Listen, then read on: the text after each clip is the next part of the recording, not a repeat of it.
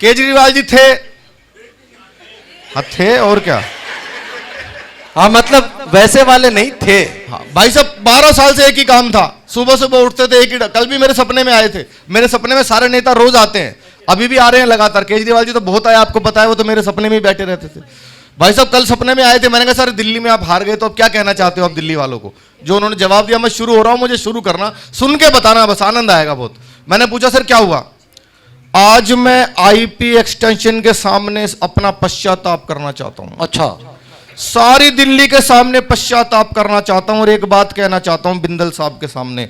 अगर मैंने कोई घोटाला कर दिया और अभी साबित नहीं हुआ है, अगर कोई घोटाला साबित हो जाए, अगर कोई करप्शन साबित हो जाए, सबके सामने कह रहा हूं सरेआम फांसी दे देना मनीष को।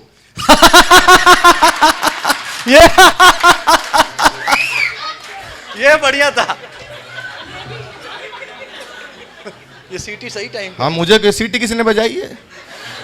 आपने बजाई? मेडिकल केस है। अच्छा, मनीषा के नाम पे तो बजती थी, मनीष के नाम पे पहली बार बजी है, मैं इसलिए देख रहा हूं। भाई साहब उनका एक ही काम था 12 साल से, सुबह सुबह उठते तो रोज एक ही डायलॉग, एक बार दिल्ली पुलिस मुझे दे दो, ठीक कर दूंगा इसको। अच्छा, दिल्ली पुलिस भी यही कह रही थी।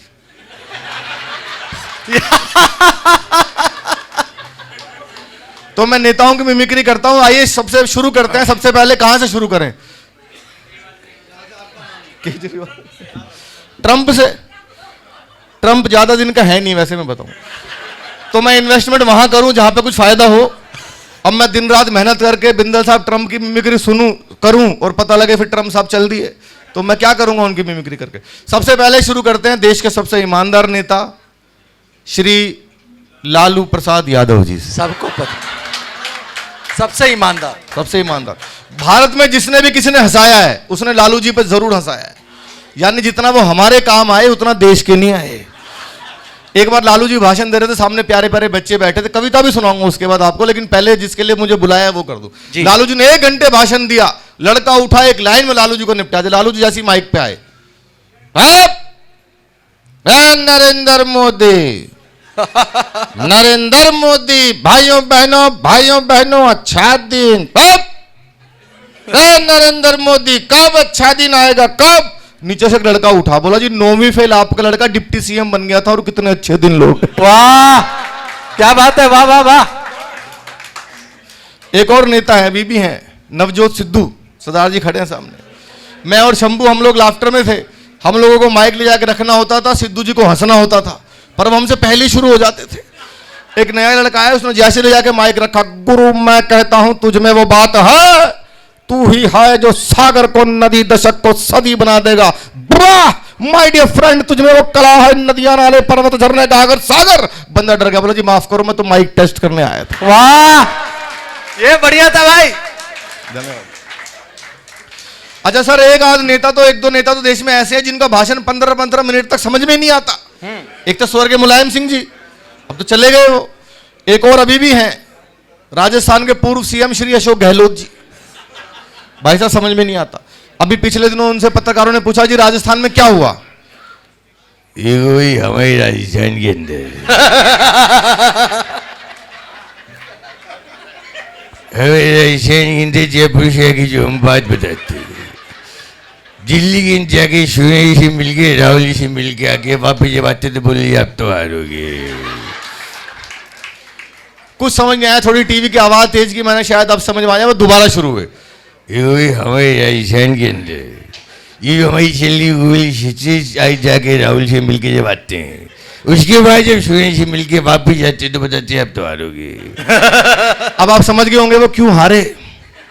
अब एक तो मिमिक्री के मैं आपको एक्सक्लूसिव सुनाता हूं। अब आप सब लोग सेट हो गए हैं, अपनी अपनी जगहों पर बैठ गए हैं, जो अपने शायद कभी किसी कलाकार के मुझे सुनी हो, मां सरस्वती की कृपा हुई। एक ऐसी मिमिक्री है भारत के रक्षा मंत्री राजनाथ सिंह जी की मिमिक्री। पहले भी मैं आया था, एक बार मैंने की थी। राजनाथ जी की मिमिक्री मेरी बहुत पसंदीदा, जब मैंने पहली बार आज तक पे की थी तो स्टैंडिंग ओवेशन मिली थी मुझे। आपको लगे कि भारत के रक्षा मंत्री परंपरा के 150वें काव्य गोष्ठी के उपलक्ष्य में आ गए तो मुझे बताना। देखना सर, जब राजनाथ जी लोकसभा में भाषण देते जी, अध्यक्ष महोदय, वाह तालियां बजनी चाहिए थी। अध्यक्ष महोदय, जहां तक प्रश्न है पाकिस्तान का, तो मैं सारे सदन के समक्ष यह डंके की चोट पर कहना चाहता हूं अध्यक्ष महोदय कि पाकिस्तान से अब कश्मीर पर कभी कोई बात नहीं होगी। बात यदि होगी तो पीओके पर होगी, कश्मीर पर अब कभी कोई बात नहीं होगी। वाह वाह वाह वाह वाह वाह, जिंदाबाद। अच्छा, एक मिमिक्री तो ऐसी है पूरे भारत में किसी ने नहीं की, हो सकता है कर भी रहा होगा तो कर नहीं पा रहा होगा, उसके लिए 56 इंच का सीना चाहिए।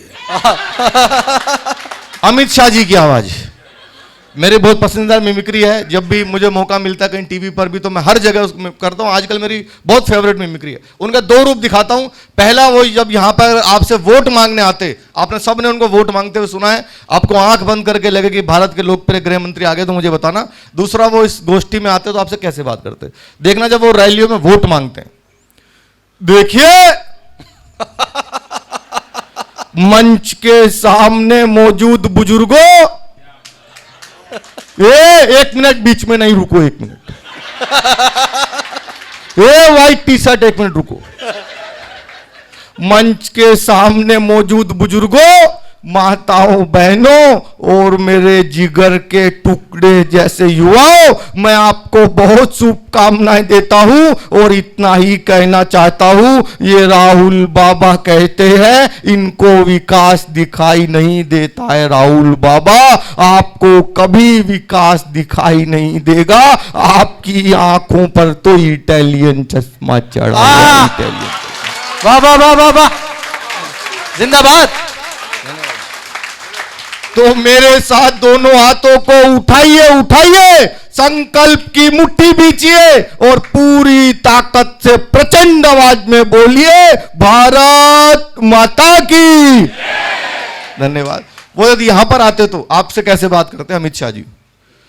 देखो भाई, परंपरा गोष्ठी वालों, आईपी एक्सटेंशन के लोगों, मैं आपको इस गोष्ठी के 150वें जन्म दिवस की हार्दिक शुभकामनाएं देता हूं और इतना ही कहना चाहता हूं, जितने भी लोग यहां पर हैं और तालियां नहीं बजाएंगे उनको हम देखेंगे।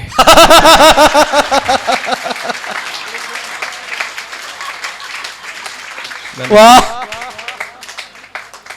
हम तो सब सनातनी हैं, तो हमारे सनातन में जब कोई यज्ञ होता है, अनुष्ठान होता है, उसमें जब तक पूर्ण आहुति ना डाले तो यज्ञ संपन्न नहीं होता, संपूर्ण नहीं होता। ऐसे ही नेताओं की मिमिक्री करो और उनकी ना करो तो मिमिक्री का यज्ञ कभी संपन्न नहीं होगा। देश के बहुत बड़े नेता, युवा दिलों की धड़कन, यूथ आइकॉन, हमारे बड़े भाई श्री राहुल गांधी जी। क्या बात है, क्या सम्मान है। भाई साहब, आप ऐसे मजाक नहीं उड़ाओगे, कॉमेडी में मेरे सीनियर हैं वो। ये बढ़िया। हाँ, मेरे सीनियर हैं भाई। मैं तो 12 देशों में गया हूं परफॉर्म करने, वो हर महीने कहीं ना कहीं परफॉर्म करते हैं और मुझसे अच्छा परफॉर्म करके आते हैं। अभी मलेशिया गए हुए परफॉर्म करने। आजा बेटा, मेरी कुंडली के दोष। हाँ, ये मेरी कुंडली में लिखे हुए हैं विघन। राहुल जी का नाम लो और कुछ विघन ना आए तो ऐसा कैसे हो सकता है? आज मेरा सम्मान करोगे क्या भाई साहब? आजा, सूखा सूखा यार, इसी पे रख। हाँ चलो। हाँ, मेरा थोड़ी है, मिमिक्री का है, भाई साहब ने बता दिया। जल्दी जल्दी रख दो भाई। हाँ, रख दिया। हाँ, खुशबू नहीं आनी चाहिए इनमें से। राहुल जी यहां पर आते क्योंकि परंपरा गोष्ठी है, कवि सम्मेलन की गोष्ठी है, परंपरा है इतनी बड़ी। आपको कवि सम्मेलन और कवि गोष्ठी समझाते चीनी वाली लाओ और आप समझ जाते तो मुझे बताना। बुलाओ राहुल जी को, जल्दी जल्दी कर लो भाई। हाँ, हो गया। चलिए। हाँ, 3 चम्मच डाल के गया अनामिका की चाय में। शंभू मांगता रह गया, इसके चलिए चम्मच नहीं लेके आया। कोई बात नहीं। राहुल जी यहां पर आते और आपको कविता समझाते तो कैसे समझाते? स्वागत। देखिए भैया, ये जो कविता है, पोइट्री, शायरी, ये क्या है? ये गोदी मीडिया आपसे छिपा रहा है भैया। अच्छा, मैं बताता हूं। कल मैं हरियाणा गया, हरियाणा खुद गया सेल्फ। एक किसान आता है, फार्मर, मुझसे कहता है राहुल जी ये क्या हुआ? मैंने पूछा व्हाट? बोला बारिश आई और मेरी फसल नष्ट हो गई। बारिश आई, फसल गई। मैंने उससे पूछा खुले में क्यों बोते हो? क्या बात है, वाह वाह वाह वाह वाह वाह, एक बार तालियां जोरदार बजनी चाहिए। जिंदाबाद। वो समझ गया भैया, मुझसे बोला, इज्जत से सम्मान से बोला, भाई साहब आप जाइए। ये है पोइट्री, खत्म, टाटा, बाय बाय। अब आएगा मजा, ये मजा मैं सबको दूंगा जलेबी की फैक्ट्री में भैया। लेकिन एक आवाज है जो पूरी दुनिया में गूंज रही है, मैं बहुत जल्दी क्योंकि मुझे टाइम का, मैं बहुत डिसिप्लिन सिपाही हूं, जितना समय दिया गया उतना ही लूंगा। एक आवाज है जो पूरी दुनिया में गूंज रही है, हमारे प्रधानमंत्री मोदी जी की आवाज। जो पसंद करता है वो तो सुनता ही है, जो नहीं पसंद करता वो 2 बार सुनता है।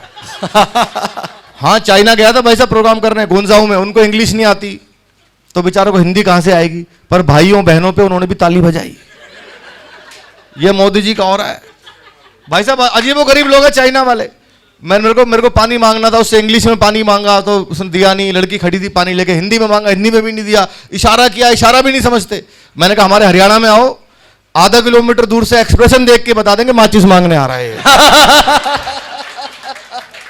उनको पता ही नहीं बेचारों को कुछ। मोदी जी यहां पर आते तो मैं कोशिश कर रहा हूं आपसे कैसे बात कर। स्वागत।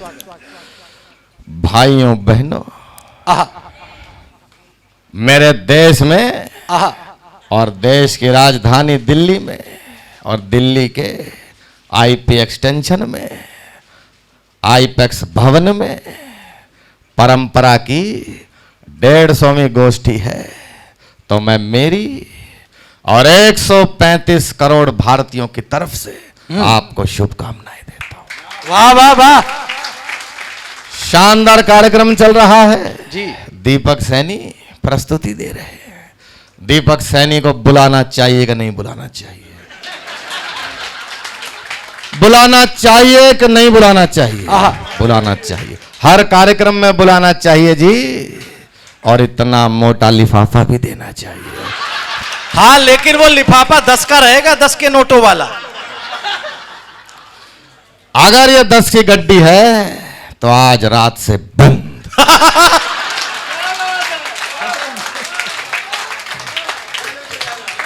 जिंदाबाद। बहुत सारे नेता हैं, लगभग जो पॉपुलर नेता हैं वो तो हो ही गए हैं। वैसे तो बहुत लंबी सीरीज है, 1.5-2 घंटे लग जाएंगे। पता नहीं कितने सारे नेताओं की, हरियाणा के नेता, एमपी के नेता, राजस्थान के, सबकी बहुत मिमिक्री की है। ये तो क्या नेताओं ने टेंशन दी हुई है, लेकिन कुछ लोग देश में ऐसे भी आए जिन्होंने नेताओं को टेंशन दी। खाली नेता ही थोड़ी टेंशन दे रहे, जैसे बाबा रामदेव। हाँ, बाबा कम टेंशन थोड़ी दे रहे हैं। हाँ। बाबा ने एक बार मंच बनाया हुआ तो सबको योग सिखा दे, करो योग करो। बाबा कहते योग करो, बाल लंबे घने हो जाएंगे। तभी बाबा की एक आंख फड़कने लगी। किसी ने कहा बाबा आपकी आंख में कुछ प्रॉब्लम है क्या? नीचे बैठ जा, कपाल भाती कर रही है। तभी बाबा के पास एक फोन आया, बोला देश के सारे नेता आएंगे, अपनी अपनी समस्याएं बताएंगे। बाबा ने कहा बुलाओ सारे नेता सामने। बाबा मंच पे, नेताओं ने कहा बाबा हमें भारत से करप्शन बिल्कुल खत्म करना है, क्या करें बताओ? कुछ नहीं करना है, पहले चटाई बिछाओ, पूरी बिछा, लंबी बिछा, लंबी पूरी बिछा। अब अपना पेट धीरे धीरे अंदर करे, इतना भी नहीं कि वापस आए तो किडनी भी पहचानने से इनकार करे। तब एक नेता खड़ा हुआ, बोले बाबा पेट अंदर बाहर करने से करप्शन कैसे खत्म होगा? करता जा, पेट तो कम होगा। बाबा ने अनुलोम विलोम, कपाल भांति, प्राणायाम खूब करवाया। एक दिन अचानक उठे, बाहर निकल के देखो करप्शन बिल्कुल खत्म हो गया। एक नेता ने कहा बाबा कैसे हो गया? तुम सारे यहां बंद हो, फैलाएगा कौन? क्या बात है। धन्यवाद।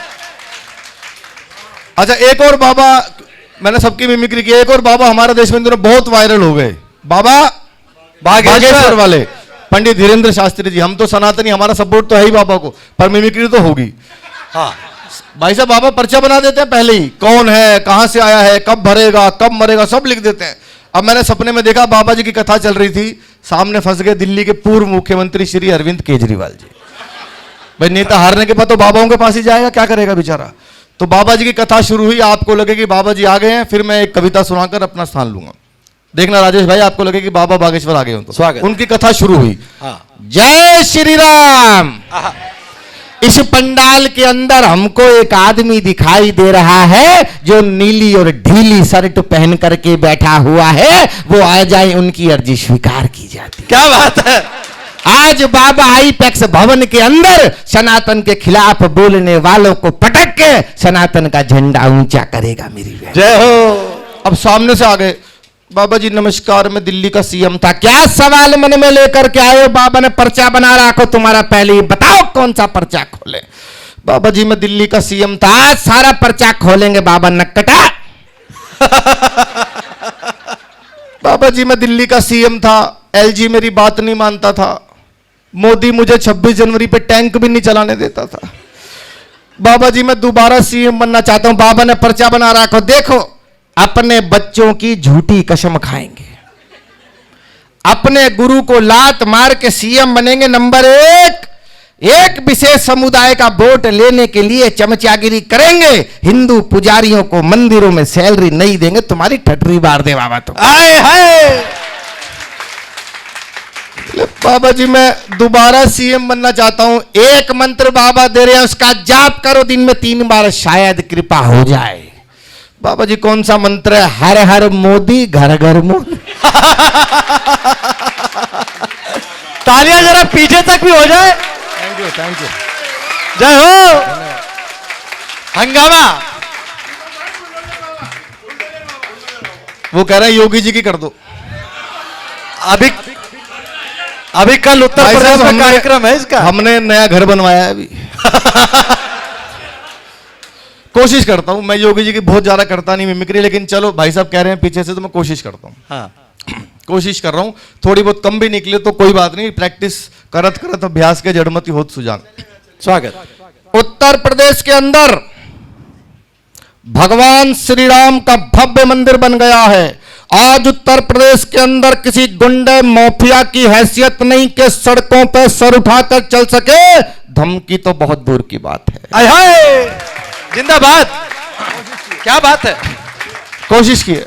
ऐसे तो बहुत सारे नेता, शिवराज सिंह चौहान की भी की है, खट्टर साहब की भी की है, नायब जी की भी की है, मनोज तिवारी जी की भी, पता नहीं कितने लोग, ऐसे तो बहुत लंबा समय हो जाएगा। एक कविता मैं सुनाऊंगा जरूर, क्योंकि परंपरा कवि गोष्ठी है और कविता है सर।